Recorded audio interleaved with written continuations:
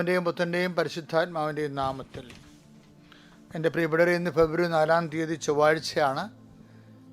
എല്ലാവർക്കും എൻ്റെ സ്നേഹവന്ദനം. നമുക്ക് പ്രാർത്ഥനയിലേക്ക് പ്രവേശിക്കാം. അമ്മേ, പരിശുദ്ധ അമ്മേ, അമ്മേ പരിശുദ്ധ അമ്മേ, ദൈവമാതാവേ, ദൈവമാതാവേ, അന്ന് അങ്ങ് കൃപാസനത്തിൽ പ്രത്യക്ഷപ്പെട്ട് വരാൻ പോകുന്ന മഹാദുരന്തത്തിൽ നിന്ന് രക്ഷപ്പെടാനും എല്ലാവർക്കും വേണ്ടി പ്രാർത്ഥിക്കുവാനും ആവശ്യപ്പെട്ടിട്ട് 20 വർഷം കഴിഞ്ഞ ഈ വേളയിൽ കൃപാസനത്തിലൂടെ ഞങ്ങൾക്ക് ഈ ദേശത്തിനും അങ്ങ് മാധ്യസ്ഥം തേടി തന്ന എല്ലാ അനുഗ്രഹങ്ങൾക്കും കൃപകൾക്കും ഞങ്ങളിപ്പോൾ ഹൃദയം നിറഞ്ഞ നന്ദി പറയുന്നു. അമ്മേ പരിശുദ്ധ അമ്മേ, ജയമാല മാതാവേ, സകല പ്രാർത്ഥനയോട് ചേർത്ത് ഞങ്ങളിപ്പോൾ പ്രാർത്ഥിക്കുന്ന ഈ കുടുംബത്തിന്റെ പ്രത്യേക നിയോഗം പറമക്കളെ.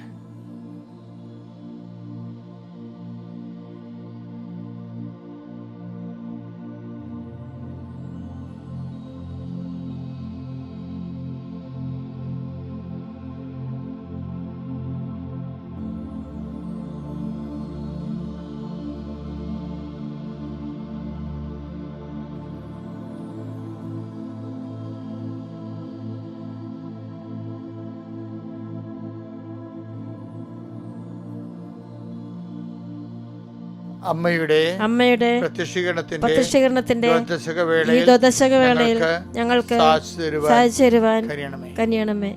വിശ്വാസ പ്രമാണം.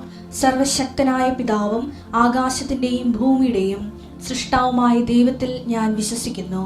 അവിടുത്തെ ഏകപുത്രനും ഞങ്ങളുടെ കർത്താവുമായ ഈശോ മിശിഹായിലും ഞാൻ വിശ്വസിക്കുന്നു. ഈ പുത്രൻ പരിശുദ്ധാത്മാവിനാൽ ഗർഭസ്ഥനായി കന്യകാമറിയത്തിൽ നിന്ന് പിറന്ന് പൊന്തിയോസ് പീലാത്തോസിന്റെ കാലത്ത് പീഡകൾ സഹിച്ച് കുരിശിൽ തറയ്ക്കപ്പെട്ട് മരിച്ച് അടക്കപ്പെട്ട് പാതാളങ്ങളിൽ ഇറങ്ങി മരിച്ചവരുടെ ഇടയിൽ നിന്ന് 3-ാം നാൾ ഉയർത്ത് സ്വർഗത്തിലേക്ക് എഴുന്നള്ളി സർവശക്തിയുള്ള പിതാവായ ദൈവത്തിന്റെ വലതുഭാഗത്തിരിക്കുന്നു. അവിടെ നിന്ന് ജീവിക്കുന്നവരെയും മരിച്ചവരെയും വിധിക്കുവാൻ വരുമെന്നും ഞാൻ വിശ്വസിക്കുന്നു. പരിശുദ്ധാത്മാവിലും ഞാൻ വിശ്വസിക്കുന്നു.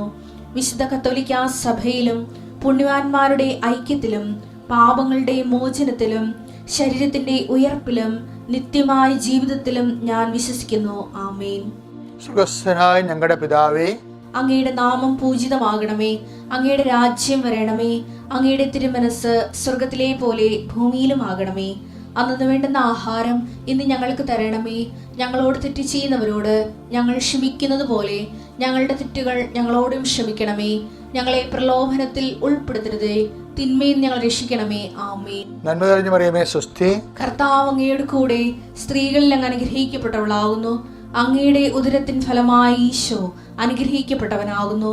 പരിശുദ്ധ മറിയമേ, തമ്പുരാന്റെ അമ്മേ, പാപികളായ ഞങ്ങൾക്ക് വേണ്ടി ഇപ്പോഴും ഞങ്ങളുടെ മരണസമയത്തും തമ്പുരാനോട് അപേക്ഷിക്കണമേ. ആമേൻ. അനുദിന അനുഗ്രഹ പ്രാർത്ഥന.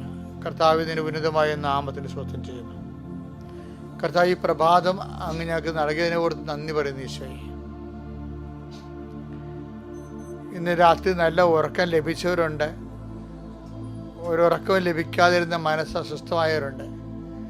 2 കൂട്ടക്കാരെ ഈ സമയത്ത് കർത്താവ് തിരുസന്നിധിയിൽ സമർപ്പിക്കുന്നു. കർത്താവേ, നിന്റെ തിരുമുറുപാർന്ന വലതുകരം ഈ 2 പക്ഷം ആൾക്കാരുടെ മേലും വെക്കണമെന്ന് പ്രാർത്ഥിക്കുന്നു. കർത്താവ്, ഉറക്കം ലഭിച്ചവർക്ക് ആ സമാധാനം നിലനിന്ന് പോകാനും വലിയ ഫലങ്ങൾ, ക്രിസ്തുവിൻ്റെ ഫലങ്ങൾ, സുവിശേഷത്തിൻ്റെ ഫലങ്ങൾ പ്രയോഗിക്കാനും സഹായിക്കട്ടെ. ഉറക്കം ലഭിക്കാത്തവർക്ക് സമാധാനപ്പെട്ട് ഞങ്ങളുടെ സമാധാനം ക്രിസ്തുവിൻ്റെ നാമത്തിൽ, ക്രിസ്തുവാണ് സമാധാനം എന്ന് മനസ്സിലാക്കിക്കൊണ്ട് തന്നെ ക്രിസ്തുവിലൂടെ അവർക്ക് സമാധാനം ലഭിക്കാൻ, ക്രിസ്തുവാകുന്ന സമാധാനം ലഭിക്കാൻ അവരെ ക്രിസ്തുവിൻ്റെ നാമത്തെ ആസ്വദിക്കുന്നു. കർത്താവിൻ്റെ ഉന്നതമായ നാമത്തിൽ സ്വസ്ഥം ചെയ്യുന്നു. കർത്താവിൻ്റെ വിശുദ്ധ പൗരോഹിത്യത്തെ മഹത്വപ്പെടുത്തണമേ. കർത്താവെ, ഈ പ്രഭാതത്തിൽ അങ്ങയുടെ വിശുദ്ധ പൗരോഹിത്യം മഹത്വപ്പെടുത്തിക്കൊണ്ട് സഭയിലുള്ള സാന്നിധ്യം പ്രകടമാക്കണമേ. അമ്മേ, പരിശുദ്ധമ്മേ, ദേവമാതാവേ, എല്ലാ മക്കൾക്കും വേണ്ടി ബാധിച്ച് പ്രാർത്ഥിക്കണമേ. ഈശോയെ, ഇതെനിക്ക് ചെയ്യാൻ പറ്റുന്നില്ലല്ലോ, അത് എൻ്റെ കൂടെയുള്ളവൻ ചതിക്കുമോ, പാർട്ട്ണർ ചതിക്കുമോ എന്ന് വിചാരിച്ചുകൊണ്ട് കച്ചവടത്തിൽ ആശങ്കയുള്ളവരുണ്ട്. ഏജൻ്റ് അടുത്ത് പൈസ കൊടുത്തിട്ട് സംശയത്തോടെ ചതിക്കപ്പെടുമോ എന്ന് ഓർത്ത് വിഷമിക്കുന്നവരുണ്ട്. അവിടെ നിന്ന് വിസ അയച്ചിട്ടുണ്ട്, ഓഫർ ലെറ്റർ അയച്ചിട്ടുണ്ടെന്ന് പറഞ്ഞെങ്കിലും പോസ്റ്റിൽ കിട്ടാത്തവരുണ്ട്. പാസ്പോർട്ട് കിട്ടാത്തതുകൊണ്ട് ആ പാസ്പോർട്ടിൽ വിസ ഉണ്ടോ ഇല്ലയോ എന്ന് സംശയിക്കുന്നവരുണ്ട്. ഇങ്ങനെ ആശങ്കപ്പെടുന്ന ജനങ്ങളെ കർത്താവെ അങ്ങയുടെ തിരുസന്നിധിയിൽ സമർപ്പിച്ച് പ്രാർത്ഥിക്കുന്നു. എൻ്റെ ഈശോയെ, പല കാര്യങ്ങളെ ഓർത്തും പാർത്ത പല കാര്യങ്ങൾ ഓർത്തുകൊണ്ട് നീ ആകുലചിത്തയാണെന്ന് പറഞ്ഞ പോലെ ഈശോയെ, മനുഷ്യർ പല കാര്യങ്ങൾ ഓർത്ത് ആകുലചിത്തയാണ് കർത്താവ്. അവർക്ക് ഒന്ന് മാത്രം മതി നീ പറഞ്ഞു. അതിൻ്റെ അർത്ഥം എന്താണെന്ന് വെച്ച് കഴിഞ്ഞാൽ, ആദ്യം ദൈവത്തിൻ്റെ രാജ്യത്തെയും അതിൻ്റെ നീതിയെയും കുറിച്ച് അന്വേഷിക്കുമ്പോൾ ബാക്കിയുള്ളത് ചേർത്ത് നൽകുമെന്നാണ് അതിൻ്റെ അർത്ഥം. കർത്താവ്, ആ ഭാഗമാണ് ഞങ്ങളിന്ന് വായിച്ച് കേൾക്കാൻ പോകുന്നത്. അതുകൊണ്ട് തന്നെ കർത്താവെ, നിൻ്റെ നാമത്തെ മക്കളെ ആശീർവദിക്കണം. കർത്താവെ, നിൻ്റെ വിശുദ്ധ പൗരോഹിത്യത്തെ നീ മഹത്വപ്പെടുത്തണം. കർത്താവെ, സഭയിലുള്ള സാന്നിധ്യം നീ പ്രകടമാക്കണം. എൻ്റെ കർത്താവിൻ്റെ ഉന്നതമായ നാമത്തിൽ, സഭയുടെ അധികാരത്തിൽ, നിൻ്റെ ശാരീരിക അസുഖമുള്ളവനാ നീയെങ്കിലെ കർത്താവ് നിന്നെ സുഖപ്പെടുത്തട്ടെ. എൻ്റെ കർത്താവിൻ്റെ ഉന്നതമായ നാമത്തിൽ, സഭയുടെ അധികാരത്തിൽ മാനസിക പീഡയുള്ള വ്യക്തിയാണെങ്കിൽ കർത്താവ് നിന്നെ ഈ ദിവസം എത്തിപ്പെടുത്തട്ടെ. എൻ്റെ കർത്താവിൻ്റെ ഉന്നതമായ നാമത്തിൽ, സഭയുടെ അധികാരത്തിൽ ജീവിത പ്രശ്നങ്ങളുള്ള വ്യക്തിയാണ് നീയെങ്കിൽ കർത്താവ് നിന്റെ പ്രശ്നം ഏറ്റെടുക്കട്ടെ, നിന്നെ സമാധാനപ്പെടുത്തട്ടെ. എൻ്റെ കർത്താവിന് ഉന്നതമായ നാമത്തിൽ ഞാൻ നിന്നെ ആശീർവദിക്കുന്നു. എൻ്റെ കർത്താവിന് ഉന്നതമായ നാമത്തിൽ ഞാൻ നിന്നെ ആശീർവദിക്കുന്നു. നീ ജീവിതത്തിലെ നിൻ്റെ യാത്രയിൽ തടസ്സമുള്ളവരുണ്ടാകാം. യാത്ര വേണം, യാത്ര പോകണം, യാത്ര പോയേ മതിയാവൂ. പക്ഷെ ആവശ്യമായ സമ്പത്തില്ല.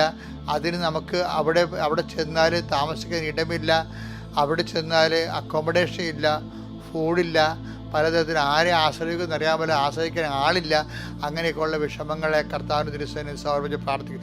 അതിൻ്റെ ആകുലതയാണ് നിനക്കെങ്കിൽ ഇന്ന് ആ ആകുലത മാറിയിരിക്കും. 71 മണിക്കൂറിൽ ആ വിഷയം മാറിയിരിക്കുമെന്ന് കർത്താവിൻ്റെ ആത്മാവ് പറയുന്നു.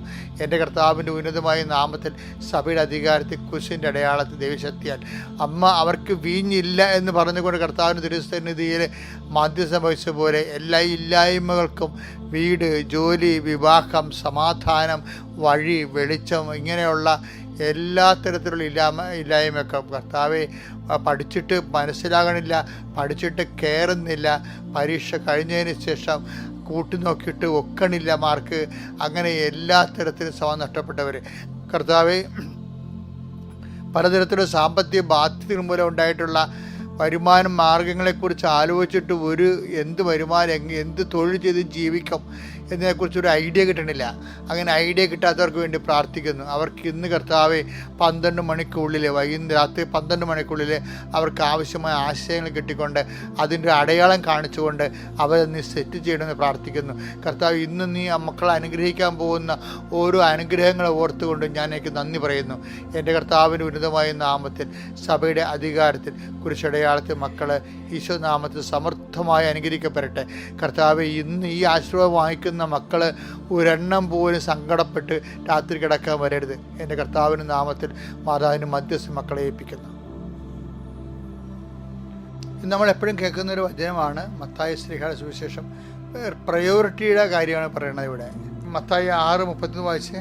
നിങ്ങൾ ആദ്യം അവിടുത്തെ രാജ്യവും അവിടുത്തെ നീതിയും അന്വേഷിക്കുക. അതോടൊപ്പം മറ്റുള്ളവയെല്ലാം നിങ്ങൾക്ക് ലഭിക്കും. മറ്റുള്ളവയെല്ലാമാണ് ആദ്യം അവിടുത്തെ രാജ്യവും അവിടുത്തെ നീതിയും. അപ്പോഴേ അവയോടൊപ്പം മറ്റുള്ളവയെല്ലാം, എംഫസിസ് കൊടുക്കേണ്ടത് മറ്റുള്ളവയെല്ലാം എന്നാണ്. പിന്നെ എംഫസിസ് കൊടുക്കേണ്ടത് ആദ്യം എന്നാണ്. ഇത് ഞാൻ ഇടയ്ക്കിടയ്ക്ക് നിങ്ങളോട് പറയുന്നതാണ്, എപ്പോഴും പറയും. കാര്യം ഇതൊരു അടിസ്ഥാന വചനമാണ്, ഇതൊരു കീ വേർഡാണ്. ഇതിട്ടാലാണ് ബാക്കിയെല്ലാം തുറന്നു കിട്ടുന്നത്. ഇതിനോട് ബന്ധപ്പെട്ട് ദൈവത്തിൻ്റെ മനസ്സ് വെളിപ്പെടുത്തുന്ന ഒരു സംഭവമാണ് ലൂക്ക 10:42. ഒന്ന് മാത്രമേ ആവശ്യമുള്ളൂ. ഇപ്പം എന്താണ് ആദ്യം എന്ന് പറഞ്ഞാൽ, ആദ്യം ദൈവരാജ്യവും നീതിയും. ഇപ്പം എന്താ പറയണത്? ഒന്ന് മാത്രമേ ആവശ്യമുള്ളൂ. മറിയം നല്ല ഭാഗം തെരഞ്ഞെടുത്തിരിക്കുന്നു. മറിയം നല്ല ഭാഗം, ദൈവവചനം നടപ്പിൽ വരുത്തുന്ന ഭാഗമാണ് നല്ല ഭാഗം. അപ്പം ദൈവവചനം ആദ്യം അന്വേഷിക്കണം. അത് നടപ്പിൽ വരുത്തുമ്പോഴാണ് ദൈവരാജ്യം വരണത് നമ്മളിൽ തന്നെ. അപ്പോൾ ബാക്കിയുള്ളത് ചേർത്ത് നൽകണതാണ്. ആ ചേർത്ത് നൽകുന്ന കാര്യങ്ങളെക്കുറിച്ചാണ് മാർത്ത പലവിധ കാര്യങ്ങളെക്കുറിച്ചുള്ള ഊക്കുണ്ടാകുകയായിരിക്കുന്നു. ഒന്ന് മാത്രമേ ആവശ്യമുള്ളൂ, മറിയം നല്ല ഭാഗം തിരഞ്ഞെടുത്തിരിക്കുന്നു എന്ന് വെച്ച് കഴിഞ്ഞാൽ അതിൻ്റെ അർത്ഥം വചനവും വായിച്ചതിൻ്റെ ഇരുട്ടത്ത് വീട്ടിൽ കുത്തിയിരിക്കണം എന്നല്ല എൻ്റെ അർത്ഥം. വചനം നടപ്പിൽ വരുത്തുന്നത് ജീവിതത്തിൻ്റെ മുഖ്യമായ അജണ്ടയായി മാറണം. നമ്മുടെ പ്രയോറിറ്റി എന്ന് പറയുന്നത്, ഫസ്റ്റ് പ്രയോറിറ്റി വചനം ജീവിക്കുന്നതിലായി കാണണം. സുവിശേഷ സാക്ഷ്യ ജീവിതത്തിനാണ് പ്രയോറിറ്റി കൊടുക്കുമ്പോൾ ബാക്കിയുള്ള ചേർത്ത് നൽകപ്പെടും. Thank you. അത്യപൂർവ ദൈവാനുഭവങ്ങൾ ഇനി നിങ്ങൾക്കും സ്വന്തം. ഈ യൂട്യൂബ് ചാനൽ ഇതുവരെ സബ്സ്ക്രൈബ് ചെയ്തിട്ടില്ലെങ്കിൽ ഇപ്പോൾ തന്നെ സബ്സ്ക്രൈബ് ചെയ്യുക. ഈ വീഡിയോ ഇപ്പോൾ തന്നെ നിങ്ങളുടെ സുഹൃത്തുക്കൾക്ക് ഷെയർ ചെയ്തുകൊണ്ട് കർത്താവിന്റെ പ്രേക്ഷിതരാകുക.